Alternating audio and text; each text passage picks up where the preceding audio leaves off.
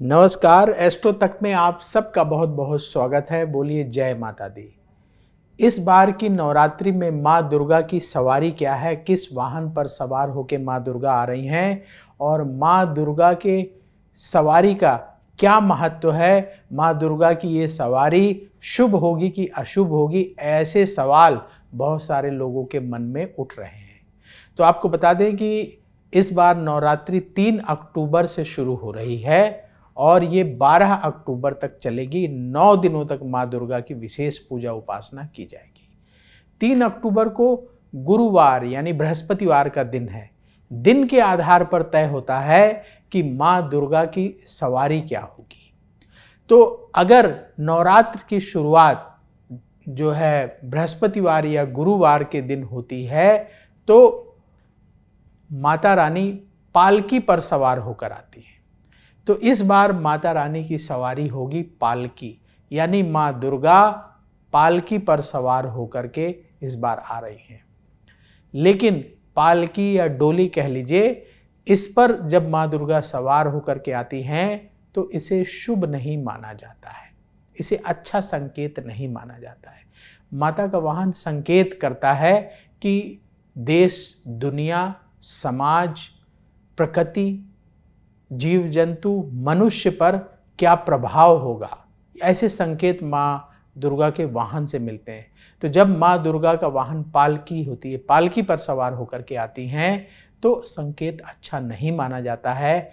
ऐसा माना जाता है कि दुनिया भर में माँ दुर्गा जब पालकी पर सवार होकर आ रही हैं तो दुनिया भर में अर्थव्यवस्था में गिरावट देखने को मिलेगी। पूरी दुनिया में व्यापार में मंदी की स्थिति देखने को मिलेगी। देश दुनिया में हिंसाएं बढ़ेंगी, हिंसा बढ़ेगी, मारकाट, हिंसा। और दुनिया के कुछ इलाकों में महामारी के संकेत हैं, महामारी की भी आ सकती है। अप्राकृतिक घटनाएं भी दुनिया के अलग अलग हिस्सों में हो सकती हैं। तो ये संकेत है माँ दुर्गा के वाहन पालकी के, जब माँ दुर्गा पालकी पर सवार होकर आती हैं। ऐसा जो है संकेत हर जो दिन है माँ दुर्गा के आगमन के, उसके हिसाब से तय होता है कि माँ दुर्गा का वाहन क्या होगा और उस वाहन से क्या संकेत मिलेंगे, वो वाहन क्या प्रभाव छोड़कर जाएगा इस नवरात्रि में। तो देवी भागवत पुराण में एक श्लोक है, वो श्लोक आपको बताते हैं, फिर बताते हैं कि माँ दुर्गा जो है किस वाहन पर सवार होकर आती हैं, किस दिन से नवरात्रि शुरू हो रही है, ये इस पर निर्भर करता है। तो श्लोक पहले सुन लीजिए देवी भागवत पुराण का। शशि सूर्य गजारूढ़ा शनि भौमे तुरंग में गुरौ शुक्रौ च दोलायम बुद्धे नौका प्रकीर्तिता। शशि सूर्य गजारूढ़ा। शशि सूर्य गजारूढ़ा का मतलब है, शशि मतलब सोमवार, सूर्य मतलब रविवार। अगर नवरात्र की शुरुआत रविवार और सोमवार से होती है तो ऐसी स्थिति में जो माता रानी का वाहन होगा वो वाहन होगा गजा। गजा का मतलब होता है हाथी, गज जो है, तो हाथी पर सवार होकर के आएंगी। और अगर मंगलवार से नवरात्रि शुरू हो रही है या शनिवार से नवरात्रि शुरू हो रही है तो माँ दुर्गा घोड़े पर सवार होकर आएंगी। गुरौ शुक्रे च दोलायम।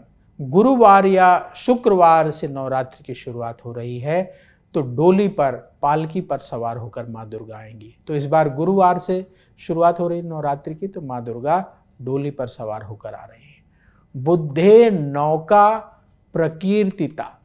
अगर बुधवार से नवरात्रि की शुरुआत होती है तो माँ दुर्गा नौका पर सवार होकर आती हैं, नाव पर सवारी करके आती हैं।